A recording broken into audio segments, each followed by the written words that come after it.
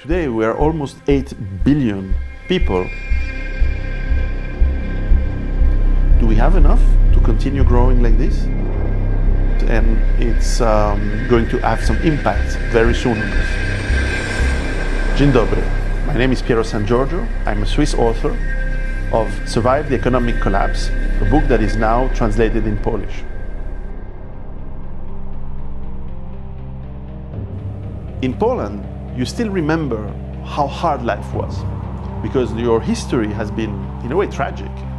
So you still have this knowledge that things can be very hard. And if you forget that all of what you have is because of this globalized high technology world, well, if it stops, you are going to be in big trouble. The modernity that we see now in Warsaw, it's fantastic, the development. Well, be careful, because it is also leading you to fragility. Levels of debt of most economies and governments is just impossible to reimburse. It's impossible to know where the start of the collapse can be.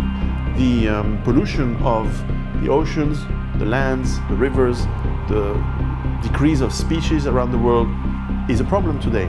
So we may have financial crisis, energy crisis, monetary crisis very soon. If a crisis happens, everything that you consider normal disappears. And suddenly you have to cover your basic needs. And we are not prepared for this as civilizations, and we're not prepared for this as individuals.